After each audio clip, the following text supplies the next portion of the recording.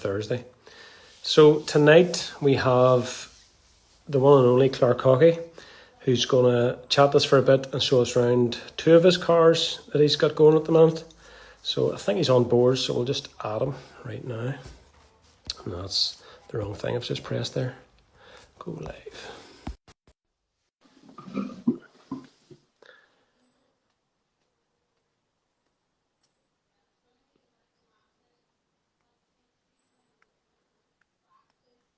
He told me the Wi-Fi was good now.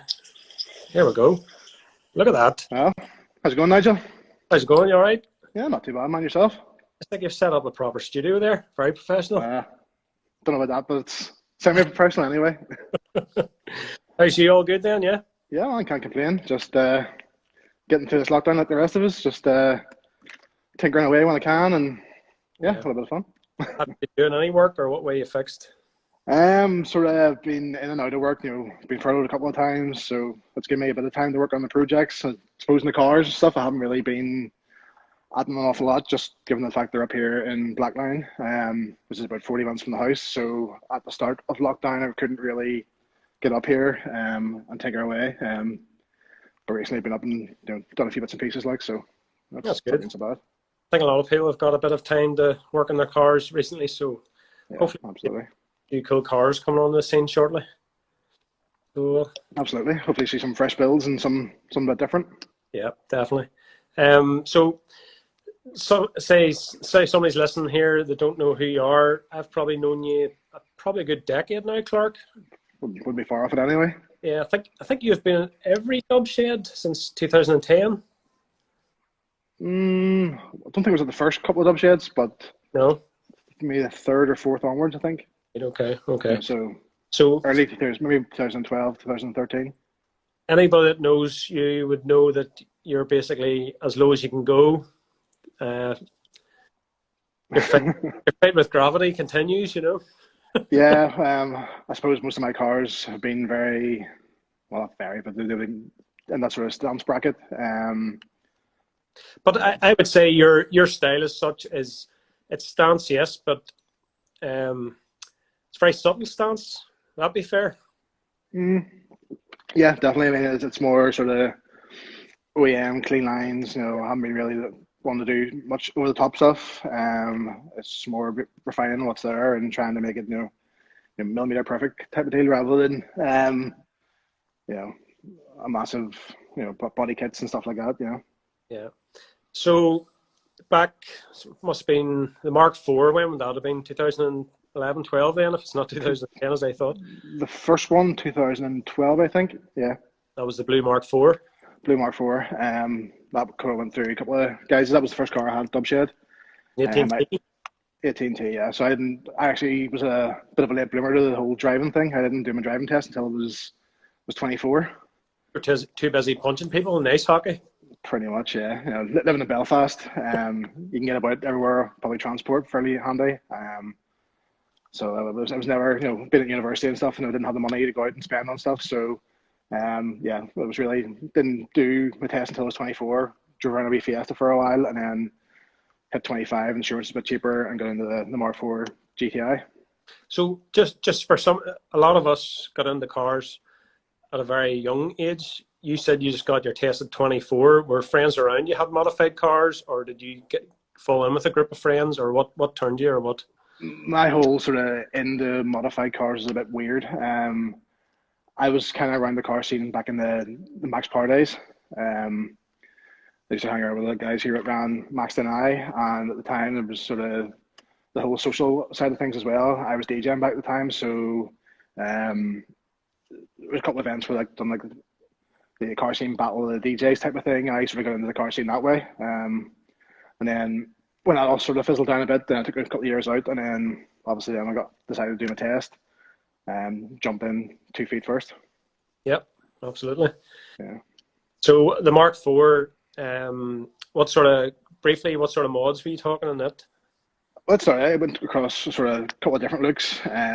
Started off very, very mild. The car when I bought it was on 19-inch Lamborghini wheels and had an intercooler hanging out the front bumper. So I kind of took that back and was sort of more of an R32 rep at the time. I wanted an R32, but couldn't really afford one. Just, obviously, just out of university, and didn't have a test very long, insurance prices. So, done the Mark IV bumper, or the R32 bumpers and skirts, and originally had on a set of BBS LM reps, lovely pink ones, inspired by, there was a girl from America who's had on a couple of weeks ago, seen her car. I thought it was really cool, so I sort of was inspired by that and done that. After that, then I think that's Ian Kay's missus, is it? That's the one, yeah. Leanne, I think you call her. Yeah, that's her. Yeah. So after that, I was on core livers and stuff at the time, and then Aaron Sloan was wrapping up his Mark IV estate, and decided to buy her the heir to that. So it was first time I ever come across her. It was a manual two-way system, and fitted that with anything new, and it was an absolute nightmare. Just in over my head at the start of it, didn't really understand what all I needed, and didn't have all the bits for it, and would sort of put the struts in, and then realised that the rear bags were going to rub against the exhaust. So it was a steep learning curve, and really that was that. But eventually we got that aired out properly, and then LMs went, and double shed was around the corner. So got myself a set of Eta Beta splits, the Porsche twist style ones. Rocked up the dub shed thinking, oh, this looks class. And then Stephen Toner rocks in with the exact same car, Mark IV, R32 bumpers, same wheels on there, and I was like, oh Jesus. Okay, so the car every second month, sure. Well, this is it. So went through that sort of look for a while. Pretty much just standard interior, Jazz Blue exterior. And then decided to change it up a bit and went for a set of Futuras, which in hindsight were a bit too small for the car. And I went from 18s down to 17s, and just never really sat right. And sort of lost heart in the car then after that. Just decided to sell it on. I was still going around until last month, a couple months ago anyway. Malarkey had bought it. It always floated about, always seen it about. Yeah, so he bought it and he drove it for a lot of years, and he's now taking the engine out of it to put it into his Mark I project. So, well, it lasted a while then. Yeah, it still lives on in spirit, but obviously not in the same shell. So then you moved on to the Mark V GTI. Lovely car. Yeah, Mark V. So I never planned to buy a GTI. I went out and I was sort of had the specs I wanted. I wanted a blue Mark V R32 with wingbacks, and a 2005 one for the cheaper tax. And turns out that's a very sought after model. There's not very many for sale. So I was looking around, and then I came across this GTI, same sort of blue as the R32, but it had this sort of aqua leather interior on it, and just fell in love with it and was like, I have to have this. Fairly well tuned too. It was probably stage 2 or almost stage 2, so it was pushing sort of 285, rapid enough thing, and I had the sort of the Ford 6 pots and stuff on it as well. Well, so it was a good car when I bought it. I was on KW V1s, I think, the ultra low versions of them. And I had 3 SDMs, so brought that back and still had the wheels from the Futuras from the Mark IV. Put them on it, and then just bagged the car. So Design RMC and the guys, which is now Blackline Performance, they bagged the car for me. And so I took that around the shows for a year or so. But like there was a whole kick-off about that whole car, and the guy who owned it before. It's very difficult when you sell a car, especially something you put a lot of love and time into. People were like, they still feel like it's their car, and there was a bit of bitchiness about it all. I don't know if you remember. I used to have a 24 valve Corrado, purple one. Yeah, yeah. That was your fellow Renshaw. What do you call him? Is it James Renshaw? I forget his name. Yeah. He originally built that car, and I had the car. I bought it, built basically, and everywhere I went, everybody said, "Oh, there's Renshaw's car." As you say, doesn't matter what you do.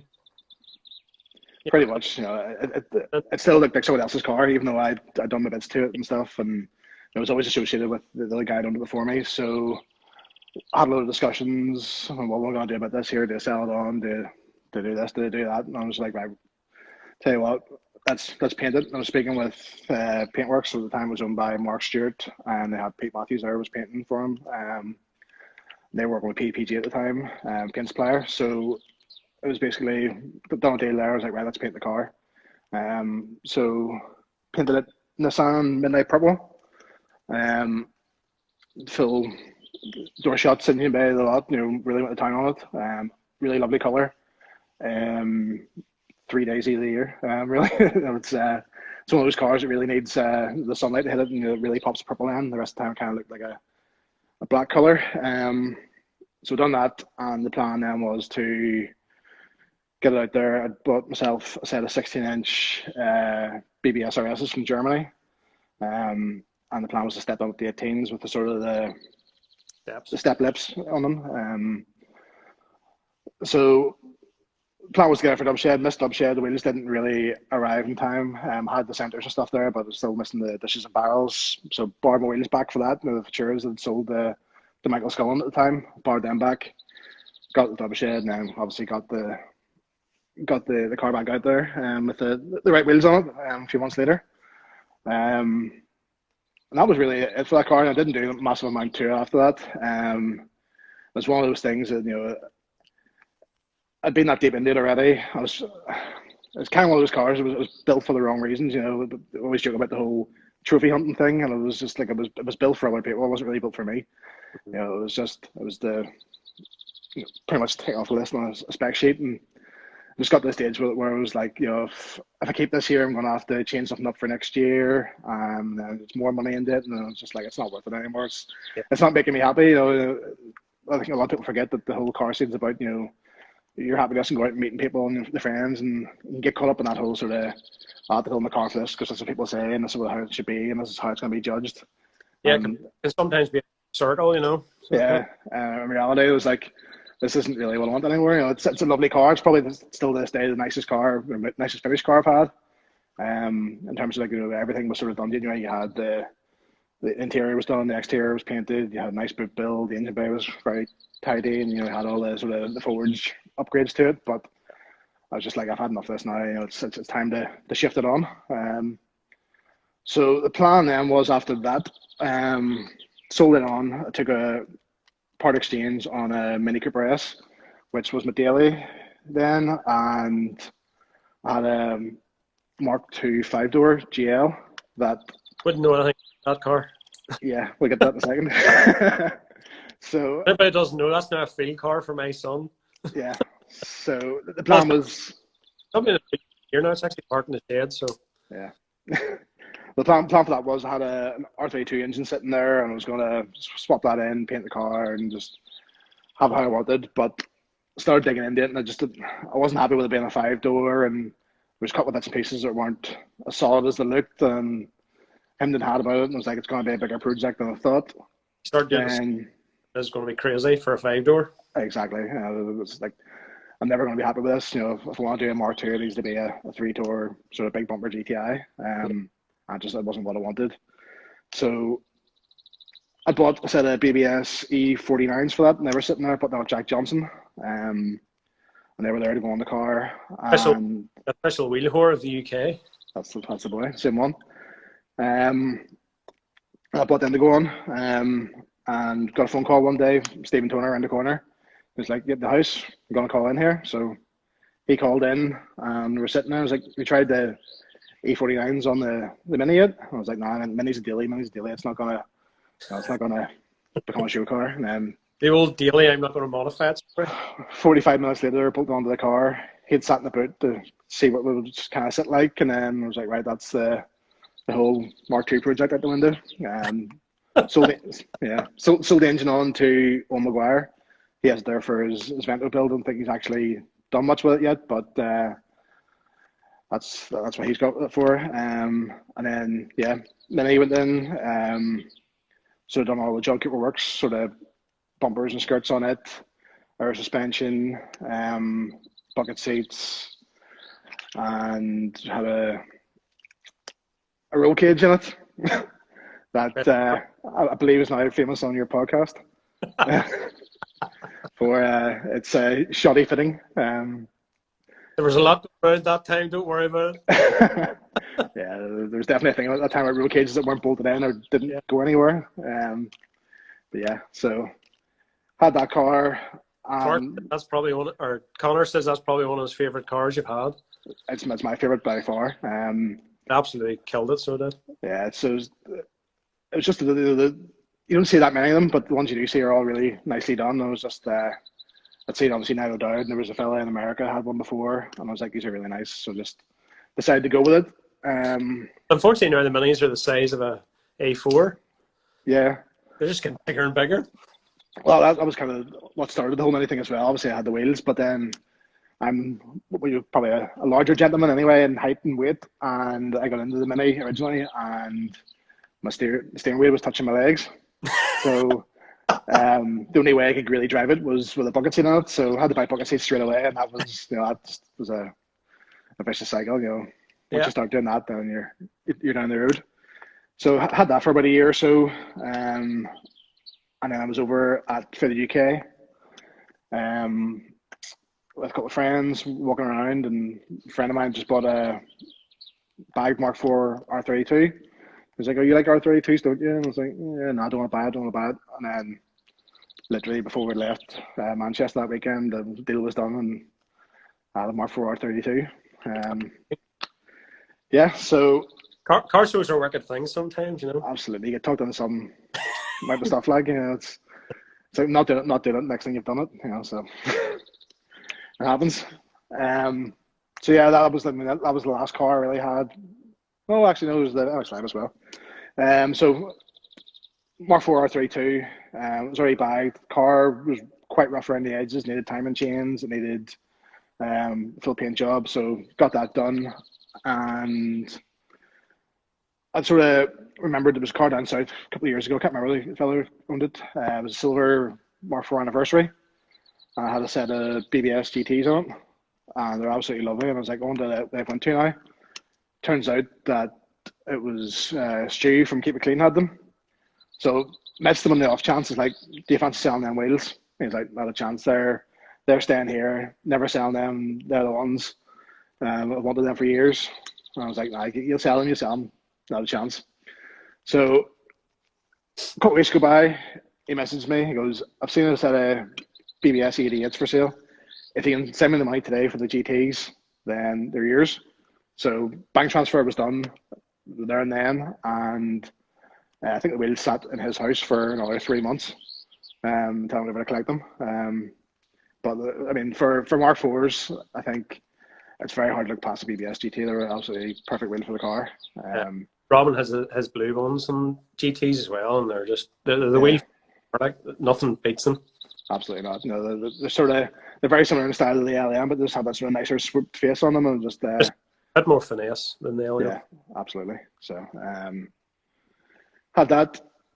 I'd stayed around until last year, the end of last year. In the meantime, got a bit of a bug for the rear wheel drive sort of stuff. Been watching a lot of drifting, and decided I wanted to get something I could just put her about in myself. Fun, yep. So again, Pete Matthews had a MX5 sitting there. It was James Preston's that lay in his driveway for a couple of years, and he actually, when he went to buy it, thing wouldn't start. I had to hotwire the car to get it home, which was good fun. But he got that work fixed, and he like, I have no need for this. Do you want to buy it? I was like, well, yeah, okay. So at the same time, we were doing the second year of Built Car Show. I was like, well, here, we could tie this in with a bit of advertising. So for the first sort of 6 months, that car was just a PR vehicle. We wrapped it in sort of the Falcon sort of drift livery and had to build stuff up the side of it and the show dates and stuff on it. In case anybody doesn't know, yourself, Andy from Blackwater, and the guys from Block 51, the three of you together run Built at the Titanic Exhibition Centre every August.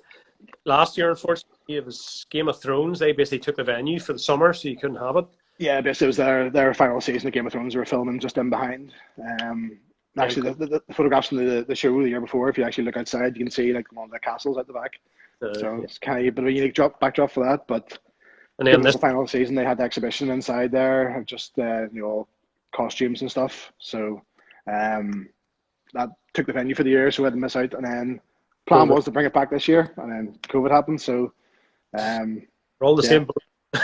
all the same boat. Yeah, absolutely. I don't think there's anybody apart from Ultimate Dubs is going to get a show this year. Your man, what do you call him? Is it Darren that runs that? I And think yeah, so. he Think it's must Darren. he must have breathed a sigh of relief when he closed the doors on the Sunday. Oh, absolutely. The UK basically went into lockdown a few days after he had the show. Yeah, must have been fun for him. Like, sitting there waiting for the announcement, and you've got so much money invested and time invested. And Robin says Dean. Dean's the fellow. Dean, that's fair. I knew it was a D. I couldn't remember the name, but yeah, Dean, that's the one. Yeah, that was a cool wee car. The graphics and all, with the built graphics on it and all. It was a good PR vehicle, definitely. Yeah, it was good fun. And then A lot of burnouts done it. a lot of burnouts, a couple of drift days. I think every drift day it went to, it had some sort of incident. First time it ended up on top of the tire wall with the radiator burst out of it. And then the second time, I was pushing along in a IS200, getting how slow they are, and got a bit too close and bumped into him. So, but yeah, that car sort of seen a bit of an untimely end. It was coming through Belfast, just past Yorkgate, and for those who aren't familiar with the road, it's really badly cambered. So you cross across the lanes there, and there's a couple of cat's eyes. And I should have known about this because a few years previous, I was coming back from Portrush with Gavin Black, and I was in the Mark 5 at the time. He had just had his painted, and I changed lanes, pulled the cat's out, and I missed his car by about that much, and he hasn't let me forget to this day. So came across there in the MX5 anyway, changed lanes, and MX5 has a big power plant frame at the middle, and the mount for it completely sheared off the diff, and the sort of the impact of that opened up a few rust holes, and the car just wasn't really worth saving after that, unfortunately. So yeah, that really brings up the previous cars then. I've had a couple of other things, dailies, a couple of BMWs and stuff, but nothing important. Nothing worth talking about. Yeah. So behind you is your current build as such. Yeah. When did you buy the S14a, isn't it? Yeah. S14a, yeah. So it's a 1997 Jap import, and it's been something I've been looking at for maybe 7 or 8 years. Kept on talking about buying one, but was sort of too invested in the whole dub stance scene. I was like, that'll wait for later on. And we're getting it now because the prices have went from a couple of thousand up to 7 or 8, 9,000. They're not as cheap as they once were anymore. I picked it up. Absolutely crazy now, the price of the Jap stuff, the classic Jap. It's all just went through the roof. Yeah. Skylines, they're just going. Anything that's Japanese rear-wheel drive with a turbo, it's near impossible to buy it now for pretty good money. Big driving factor as well is the imports into America. A certain year, is it 20 years or something before they get imported or something like that? I'm not too sure, but I know like the R34 Skylines and the S15s now are just about to hit that mark. So next year, and then the prices will just go through the roof. Now. Absolutely, people are buying them already now and just store them in other countries until they can import them themselves. Boone says hopefully they keep climbing. Absolutely, that'd be nice, wouldn't it? Yeah, I have nothing Jap, so I'll just. I had a CRX about 15 years ago. That was the height of it. Yeah.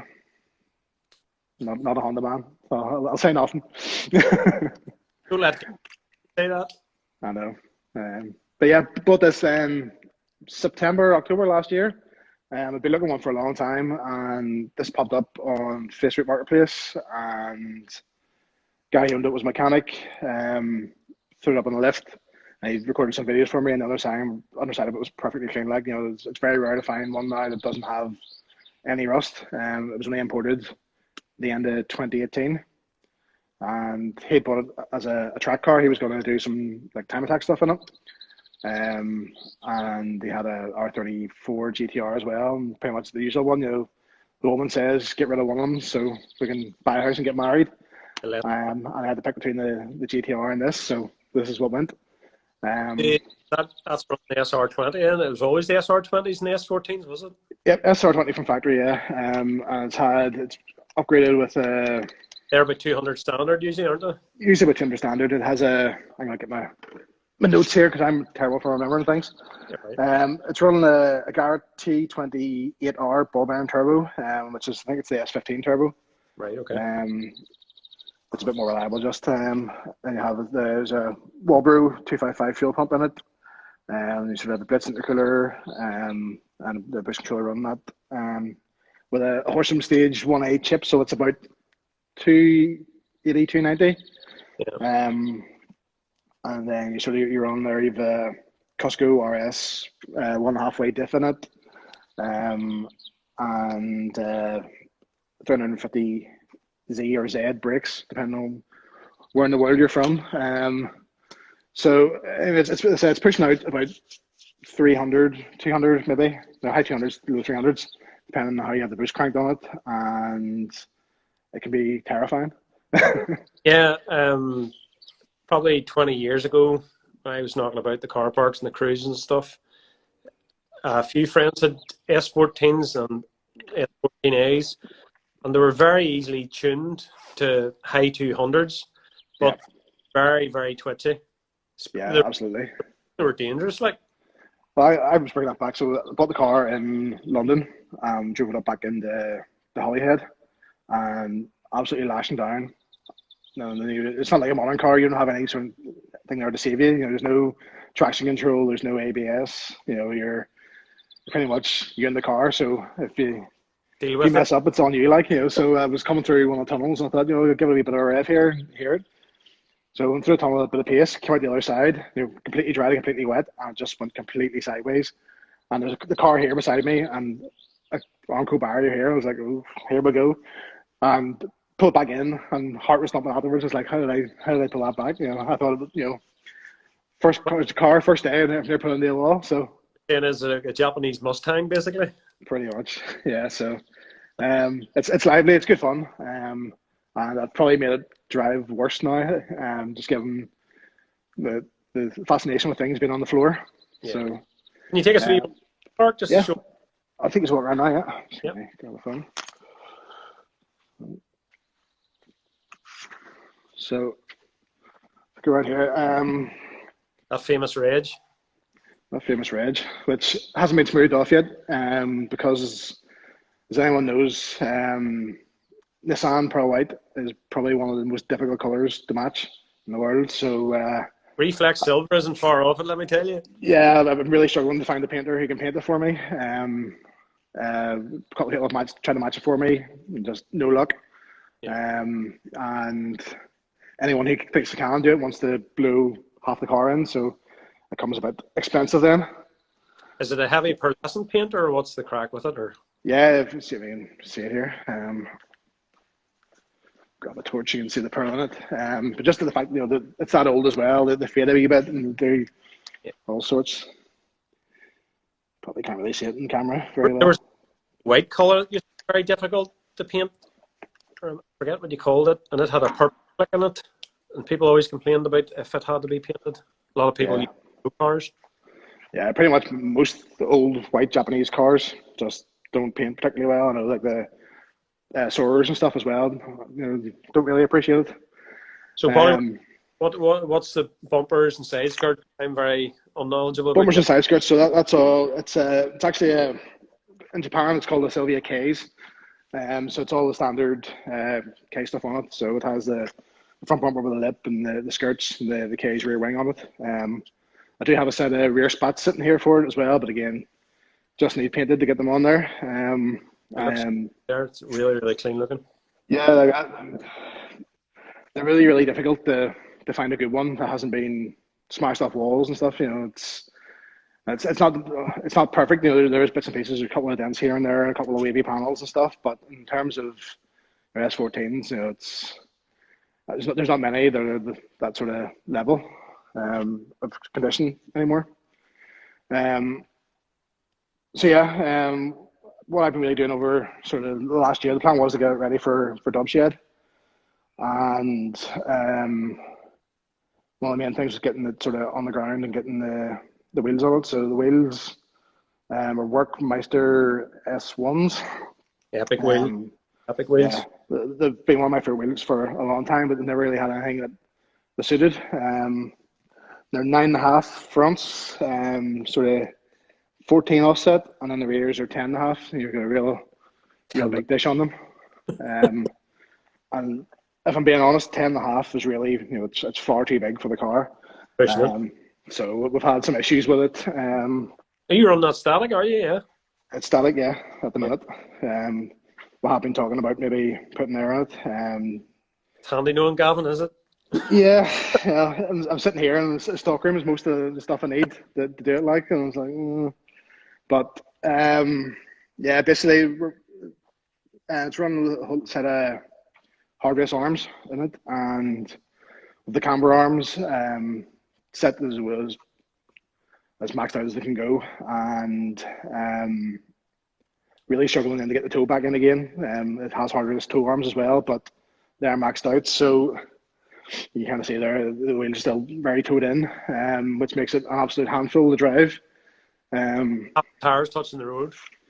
Yeah, that also doesn't help. But so I'm a bit of a crossroads with it now, whether just to put air in it and take some of the camber out then, because I don't need to have as much to drive it, and then be able to bring it in, or whether we keep it static and create some of our own toe arms just to try and get a bit more adjustment in it. Yeah.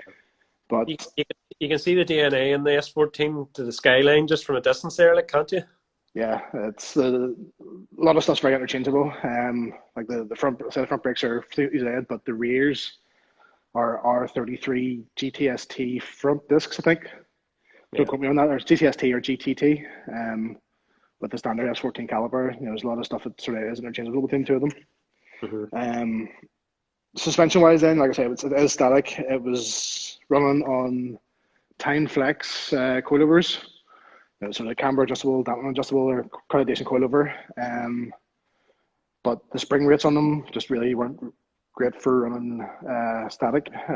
Couldn't get down low enough. There was too much movement in it. So they're running 20k springs on the front now and 16k in the rear, and it's stiff. So that's one of the main reasons why I'm looking at maybe putting some air in it, just because I'm at that stage now where I love the look, but I'm not willing to sacrifice ride quality for it. I want to be still drivable. It has to look good, but it's a fun car. It's something you want to go out and have a bit of a blast in. Yeah. You don't want to sacrifice that. So I leave it at the minute, to get it at that height. It's not massively low, in my opinion. There's still a good bit of arch gap there between the arch and the lip. But the minute we had to tuck the wire loom up out of the wheel arches. I had to remove the arch liners, and we've had to finesse the tubs on it. So basically, where the tubs meet the strut tower, there's only maybe about 10 mil between the tire and that now. So as soon as you compress a bit, it touches it. Yeah. So if you want a lower static, you're talking about cutting the tubs out and putting new tubs in. I really enjoy watching the Juice Box guys' videos, and I've seen a lot of their older sort of S13, S14s, the tub, a lot of them just, for for clearance, Well, it's like a lot of the drift guys, they would tub them and then they would run 17s in the front and 18s in the rear just for a bit of extra clearance, because the clearance inside them is not great. Yeah. Clark, excellent. So let's move to the Volkswagens, and funny story about this next car. This car here is probably the cheapest car that I've ever bought. Would be the funny story about it. And this stands me a whole £7.99. Awesome. So it was lucky raffle win. Is the part of the new wave that's sweeping the nation of car raffles? Yeah, absolutely. It seems that the only way to sell a car these days is to sell it at the raffle page, because no one else will give you the money for it. I think I know of 3 people in the last 2 weeks that have sold high performance cars to raffle competitions to be raffled. Yeah, well, there's I seen Paul Hickman's was up the other day, and then you had Nigel Dowd's Lamborghini, and our 2014 RS6 that the mate had, he sold there 2 Fridays ago.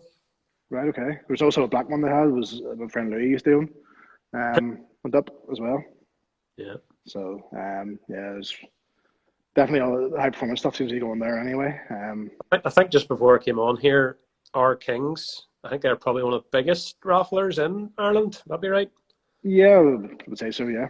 They had a twin cam, a Mark 1 Escort, and a Mark 1 Escort van, and basically had the three of them sold out in 3 days, I think. That's ridiculous. I've seen them put up stuff and it's been sold out within 30 minutes. Oh, yeah, it was. I think it was Niles Lambo was sold out in 30 minutes. It was crazy. And all. Yeah, so it's crazy how much money they can make, straight away just by. Especially the I think it's lowball anybody's trying to sell anything and just it's crazy, but the way it is. Yeah, that's it. But I won't complain too much because I've done okay out of it, So yeah. So what's the specs in this? So this is a 2015 Golf R Estate, and quite a rare car. Yeah, it's like everything. You think they're rare, and then you see one everywhere as soon as you buy one. Well, buy one. I didn't really buy it, but you know what I mean. Yeah, there's. I've seen a good few of them. Actually, there was one in here, a black line a couple of weeks ago, getting air put into it. Yeah. But specs wise, it's running about 400 horsepower. Whole host of racing line performance stuff on it. So it has the racing line performance front brakes on it there, the 4 pots, 345 mil. Jollies, not sure if you can see them here. It's a bit dark in here, but they're good sized brake to stop really, really quickly. So it's just helpful with the power of the car because it takes off. ESG launch for the win. That's it. It's the party trick. It has the launch control on it, so it's not bad, daily. But so it's obviously it's 400. Probably still gets high 20s to the gallon. If you beep it around, you can get low 30s. 30, 32. It can, if you're booting it, it can go down to low 20s, high teens. If you really want to give it some, but it's mapped by APR and has their stage 2 map, so 400 horsepower, and it has the DSG map on it as well. And it's from the racing line performance intercooler. It has their downpipe and their lowering springs as well. I mean, I haven't really done an awful lot to it other than just really drive it. As far as like all rounders, I think it's probably one of the best all rounders in the market. I'll say, friend Louis had an RS6 and took it out for a spin, and it was fantastic. But I don't really see where the extra 30 or 40 grand is between a Golf R and an RS6. They're not as much fun in this as it did in his car. I would say you probably had more fun because it was a smaller, more compact car. No, it was more fun because it was mine, and I wasn't scared if I crashed and I owed somebody 50 grand. But yeah, I mean, in terms of an all-rounder, it's fantastic. It looks good, it goes well. You have plenty of space in it.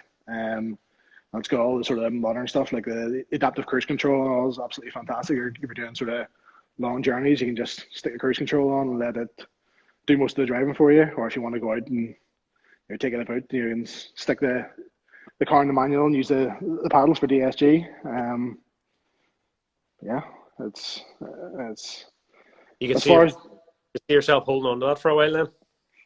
Well, it's probably going to be up the road shortly, unfortunately. I could spend the money better elsewhere, unfortunately. As much as I'd love to keep it, it's just I love things. We just got to keep turning. Oh. Hello? Sorry, you broke up there. The wheels got to keep turning, the modifications. Well, this is it. The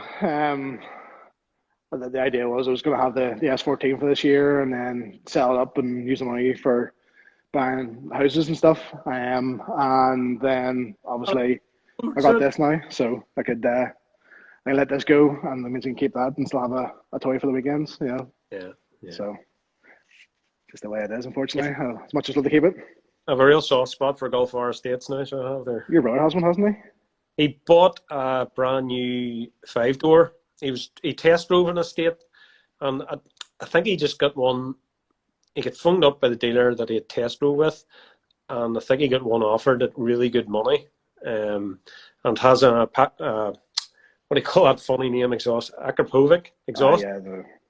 Fully spec, panoramic roof, just everything thrown at it. Some fella from Cookstown had it, and it was just, he got it there. I think he got it about end of February. Fantastic car. Yeah. Like I say, there's not much on the market that could come close to it in terms of practicality and fun. Yeah, the Golf R's are just killing it at the minute. And on Autostat, do you follow Autostat? Do you? Yeah. There's so many Golf R's now on the Autostat Facebook page.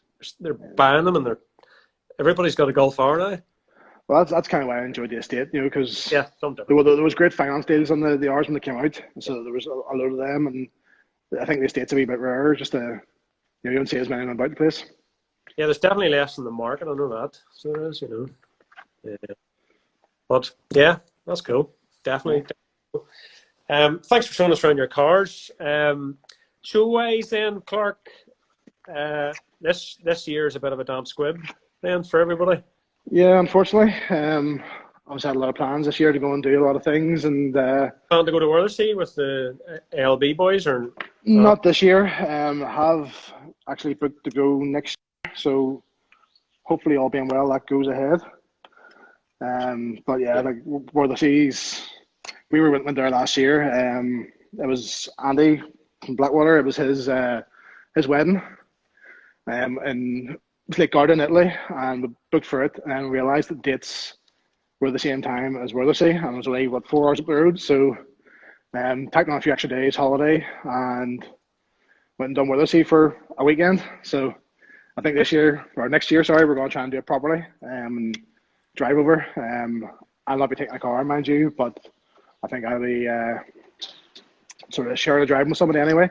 Yeah. Favorite UK show, would it be Players Classic or Fitted, or what's your favorite?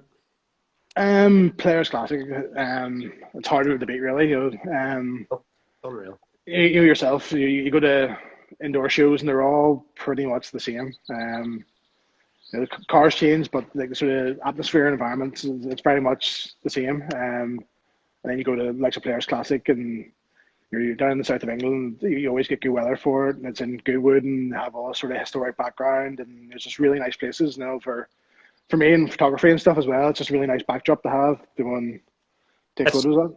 Iconic, the circuit and stuff. Like, it's just a beautiful part of the world, basically. Yeah, absolutely. Like, you know yourself. You go to shows, and sometimes there's spots that in the show where it look really good, and you want to have your car there so you can get the photographs and it looks great. You go to Players, and you can put your car absolutely anywhere at Players, and you're coming back and it's going to look absolutely stunning. Now, the only thing I don't like about Players is parking under the wee paddocks, the wee tin shades. Yeah. So you can't put them in there. That's the only down point of it. Yeah, but it's still a nice little area to go in and walk around. So for people who are actually at the show, it's nice to, if you get a blistering warm day, it's nice to go in there and just sort of get away from it as well. So, I remember the Saturday last year, it was like 32 degrees, no clouds. It was just mental. Yeah, like the first year we went, I wasn't expecting the temperature to be so warm. I went over and we flew over and rented a car and drove over, and I came in a hoodie and a pair of jeans, and I spent the first maybe half an hour going around the trade stands, people on you, seeing how the pair of scissors, the couple of jeans and the pair of shorts, because it was that warm. Yeah. Oh dear. Show troubles, eh? Well, obviously your favourite Irish show is Dubshed. You've been to that often. It's hard to beat Dubshed, really, isn't it? I think sorry. I probably shouldn't say it, the fact that I run my own show, but Dubshed, it's the one everyone looks forward to every year. And it always helps. It's the first show of the year as well, and people haven't seen for a while. It's a good catch up as well as to see people, and you see all the new builds and stuff. Unless you've been dealing with Dubs, you've seen stuff there. But in terms of the local scene, anyway, it's it's the first thing of the year, and all the things you get to see, you haven't seen before. So it's always good fun. Yeah. Next, what day is it? Sunday. This Friday, ILB's doing their drive-in cinema. Are you going to it? Are you making it down to it, or? Hopefully. I haven't booked tickets for it yet, but yeah, I think I'll try and make it down. Last minute. Yeah, but I'm gonna have to take the Golf. I can't take the Nissan, unfortunately.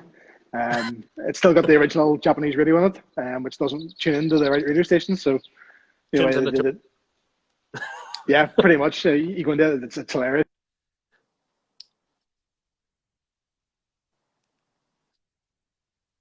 It's in the port in Tokyo.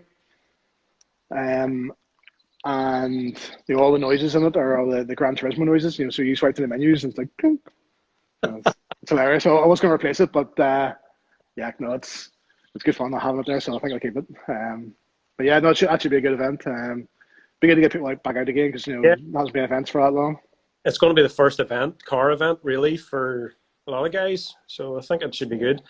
Apparently, there'll be a film played, but I doubt many people will watch it. It'll just be people standing chatting, to be honest. Pretty much. Like this is what we were saying the other day. Me and a couple of friends. Like over the last couple of years, it's been the meets and stuff have all died down, and it's been show. Yeah, I think you're going to see a resurgence this year of sort of small meets, just because no one wants to take that risk in organising the show and then having it cancelled. So smaller events like that are going to be key to get everyone back together again, I think. And you get the finger pointed at you if something develops, Well, exactly. Yeah, it's a risky business to be in, because I know you yourself, you plan the show as a full-time job and you invest all your money into it. And you're there sort of 6 months in advance with everything planned out, and then if you get a second wave of this, you're in trouble. Yeah, I think Richie just said it there. Cars and Coffees, they're going to be strong this year. Meets, road runs, stuff like that there. So yeah, absolutely. Yeah, but listen, thank you very much, Clark. No problem. Thanks for having me on. Really appreciate having you on. Have you listened to any of the podcasts? I think you have, haven't you? I've listened to most of them. Yeah. Okay. You don't really see what Connor's saying about me. All right, you're just keeping an eye on him, are you? just making sure he's not saying anything slanderous or I think it's going to get me in trouble. Yeah. That's good. Yes, thank you very much, Clark. If you want to follow Clark, he's on Instagram. What is it again? @CL RRK. There you go. Yeah. The rage. It's kind of. Yeah. It's kind of like Clark, but at the time I thought it was a Twitter handle. It was nice and short for Twitter, and then realized that if you ever have to tell anybody it, you can't actually pronounce it. So yeah, it's Clark. Yeah. Yeah. Lovely. Thank you very much, Clark. I'll speak to you soon. Maybe see you on Friday, sure. So yeah. Cheers, Nigel. All the best. Bye. Bye. Okay, folks. Hope you enjoyed tonight talking to Clark. I found it very enjoyable, and again, thank you very much to Clark. I think we'll probably be having our last lockdown log within the next week or so. We're going to go to the Hill Brothers. I think it is planned for. And this week, Wednesday or Thursday, we're going to release our 13th episode. There's going to be an announcement on about an event we're going to hold in conjunction with Studio 10. So big news, guys. Please listen to it and keep your eye on social media for any announcements, stuff like that there. Thanks again, folks. Cheers. Bye.